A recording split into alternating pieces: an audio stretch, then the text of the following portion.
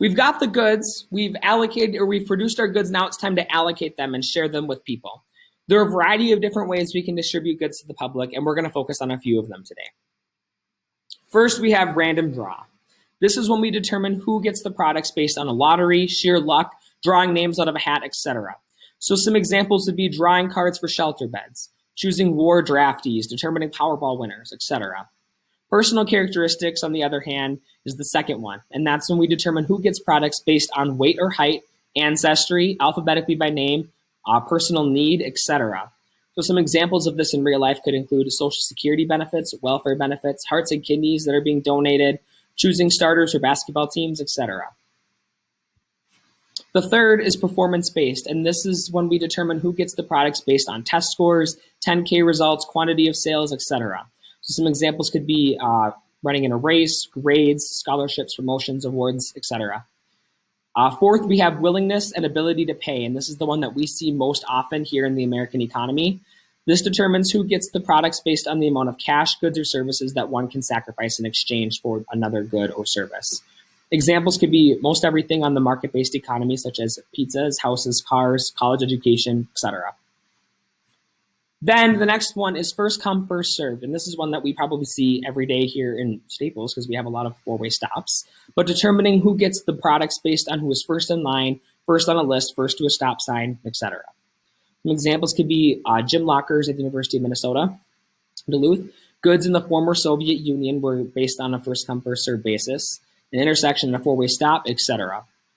Then we have fiat, and fiat is determining who gets the products based on the whim of the allocator. So for example, it could be teacher's pet or parent's favorite, etc. So if at home, mom or dad has that extra special treatment for the youngest, whether you're the youngest or the oldest, you probably know what I'm talking about.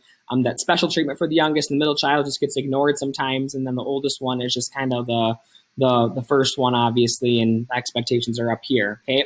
So sometimes we can relate to that teacher's pet. If I was running a fiat-based classroom, that would mean that I would only give A's to my one favorite student or two favorite students. I don't have favorite students, but that would be what that would be in a fiat-based classroom.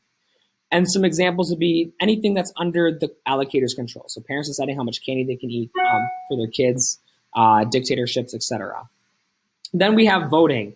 This determines who gets the products based on a majority ruling or who gets the most votes. So Congress and legislators allocating resources or votes, choosing prom king and queen winners, FFA president, etc.